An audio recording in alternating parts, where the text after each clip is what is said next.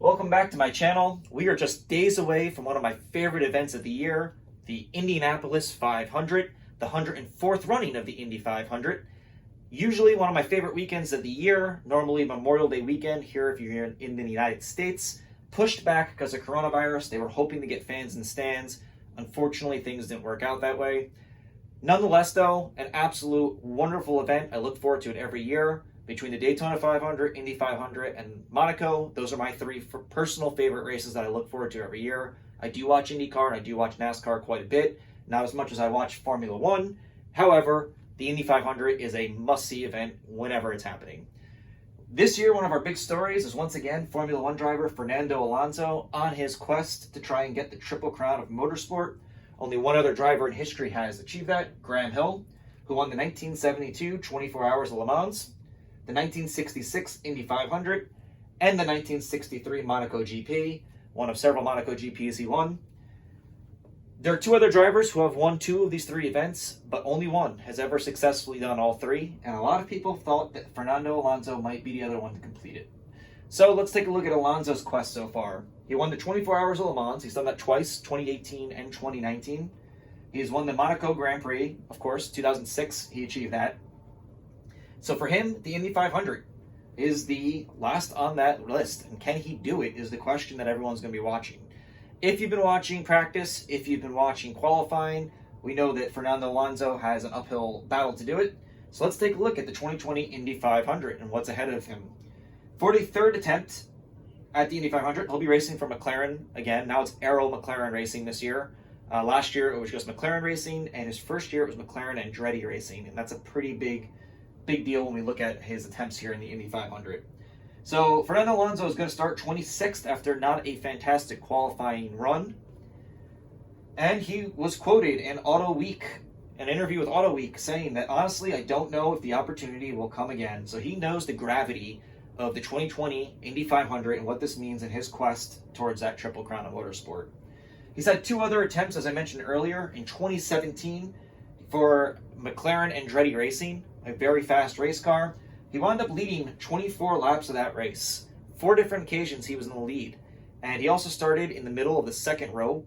So the whole weekend, the whole month of Indy went much better for Fernando Alonso in 2017. And he was a threat to win that race before an engine failure ultimately forced him to retire out of the event. Things were a lot different in 2019. McLaren Racing went off on their own, broke apart from Andretti, and he had some issues in practices and some issues in qualifying. And if I recall, there was something about not converting not converting from standard units to SI units, or standard SI units. Something with units there cost them in their qualifying, and he fails to qualify for the Indy 500 last year. So this will be his second time in the actual race, but his third attempt at trying to get this Triple Crown. And why are people saying this might be it for him? So I wrote here why dream will end of him getting the Triple Crown. Well, the big news earlier this summer, he signs on for a 2-year deal to return to Formula One, which every Formula One fan has got to be thrilled about. I know I am. He'll be driving for Renault Racing alongside Esteban Ocon next year, replacing Daniel Ricciardo in that car. However, it's a 2-year deal, and Fernando Alonso is 39 years old. So you do have to ask that question, how many more attempts will he have to run the Indy 500 if he's going to be spending his 40th and 41st year of his life running in Formula One again? This isn't an event that you can double up. Monaco Grand Prix obviously isn't Monaco. Indianapolis 500 takes place in Indiana, the middle of the United States. There is a doubleheader that takes place on that day. There have been drivers in the past that have run the Indy 500, hopped on a plane or a helicopter, and flown to Charlotte, North Carolina to run the Coca-Cola 600 in NASCAR. It's 1,100 miles of racing in one day. It's really fun whenever a driver attempts it. I know John Andretti in the past did it. Tony Stewart's done it. I believe maybe Kurt Busch did it one year.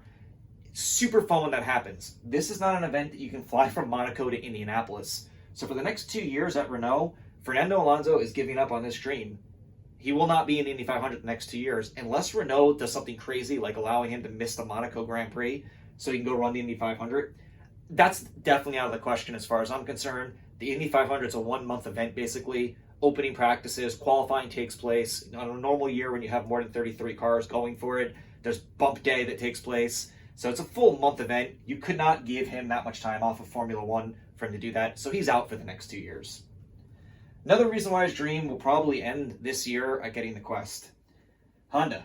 The Honda-powered cars in Indianapolis are dominant at Indy right now. The Honda engines are going to make up 11 of the top 12 spots on the grid. So there's only one non-Honda powered car starting 11th out of 12. I might have that wrong. I think it's 11 out of 12, though. You can fact check me on that one. Bottom line, Honda is king of qualifying, king of practice, king of the speed right now at Indianapolis. They look insanely fast, and McLaren Racing is driving a Chevy engine, and the Chevy engines have not looked nearly as fast as the Honda engines. So that accounts for why he's starting 26th way back there, and a lot of the big Chevy cars are nowhere near the Honda power right now. Whether or not that translates to race speed, we'll find out, but based on qualifying, it's kind of hard not to pick a Scott Dixon or Sato or one of these other drivers that are going to be starting in the front in a Honda power car not to win this. Another reason why I think his dream will probably end this year, Fernando Alonso committed to other forms of racing, and I do think that if you want to win the Indy 500, this should not be his first IndyCar race of the year, but it is, and he did the same thing in 2017, and Fernando Alonso is one of the best race car drivers in the world. I think we all can agree on that. However, if you really want to win the Indy 500, I would have liked to have seen Fernando Alonso race at least one other event this year, maybe two. The cars are very different than they were last year. They have the windshield protection, their version of the halo basically on the cars. They look very different from 1 year ago, and I would have really liked to have seen Fernando Alonso driving in an IndyCar series for one or two events leading up to this one. I think it would have been really beneficial for both him and his team. And in addition to that, he crashed in practice, and it is what it is. Drivers make mistakes, but I just have to feel that seat time is everything in racing.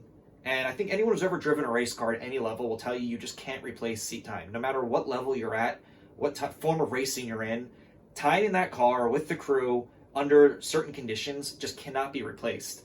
And so I would have really loved to have seen Fernando Alonso in a couple more IndyCar events this season leading into the Indy 500. I feel a lot better about his chances of completing his Triple Crown if this wasn't his first race of the year. But I do believe there are some reasons for hope. Number one, age is just a number. So Fernando Alonso is 39. He'll basically be 42 by the time he can compete in the Indy 500 again. That's assuming he doesn't stay in Formula One after his 2-year deal with Renault, or if he maybe does a part-time thing. Who knows? So many options for Fernando Alonso. 42 is pushing it up there, but there are definitely guys in the Indy 500 grid that I think are a threat to win that are over 40 years old. It's not like Formula One, where when you get to around that 40, people are questioning whether or not you should be in it. IndyCar definitely has its drivers in their 40s that are still a threat to win this race, and they're still a threat to win an IndyCar event on any given weekend. So age just a number when it comes to Indy. And then I take a look at Team Penske. So several reasons why. One, Team Penske, Roger Penske owns the Indianapolis Motor Speedway, and his team is Will Power, Simon Pagenaud, Helio Castroneves, and Joseph Newgarden. All four of those names, if you don't follow IndyCar, are four of the top names in the sport. Helio Castroneves is the master of the Indy 500, one of the best drivers ever to suit up and sit in a race car at Indianapolis Motor Speedway. Will Power, Pagenaud, Newgarden, those guys are going to be a threat. There's no way that Team Penske, who owns the series, the track, and these four cars, is going to have his four cars not anywhere in competition for this. And all of them are starting right around Fernando Alonso, either right ahead of him or right behind him on that grid. And they're all Chevy-powered cars. I do not believe that Roger Penske cars are not going to have an opportunity to win this race. If I had to bet money on it, I might pick a Scott Dixon and a Honda. But if I had 3 or 4 picks to win the Indy 500, you bet your bottom dollar, bet my bottom dollar that I'm putting some of my money on these guys, especially a Power, or well, really all of them, all 4 of them. I can't even read those names and not think that they're not going to be a threat in the Indy 500. So if they can be a threat in the Indy 500 starting back there, there's no reason why a driver with the talents of Fernando Alonso, if McLaren gets their race set up correct, can't also work their way through that field. It's a different year than we normally see at Indy. There was no bump day. There's exactly the amount of cars in the race that's going to be in the race. No one went home. And everyone's been able to worry about race trim. You didn't have to worry about qualifying this year, where there's a chance you might not make the Indy 500 in other seasons. In this season, you were guaranteed to start this race. So how much of this might be that a team like Penske or McLaren were more focused on race trim than qualifying trim. It's 200 miles at the Indianapolis Motor Speedway. Anything can happen. Good pit strategy, staying out of accidents, weather could change it. I mean, we saw a huge change in speeds on qualifying between just one day apart. We saw the speeds going up by 4 or 5 miles per hour per lap. So anything can happen in 200 miles. And I just have to think that Team Penske gives Fernando Alonso hope, because there's no way that those 4 guys are going to be in the back of the pack all day long. So hopefully for Fernando Alonso, he can get it done. I'll be rooting for him, I think, along with every Formula One fan. If he doesn't, I don't think it's the end of the road. I do think that we could see Fernando Alonso in a couple of years make 1 or 2 more attempts at the Indy 500. But it's definitely a story to watch going into the 2020 Indy 500, because he doesn't know if this opportunity will ever come again. And that's life, right? You never know when your next opportunity is going to come in life. And you never know when your last opportunity happened. So, good luck to Fernando Alonso. Hope he gets it done. If you want my prediction, I think Scott Dixon's going to win the race. But that's just because Scott Dixon's amazing and he wins almost every race in IndyCar. He's always a threat. If you like my content, please hit like and subscribe. Let me know if you think Fernando Alonso's quest is over. Let me know who you think is going to win the Indy 500. And as always, thank you so much for watching. Talk to you in the next video.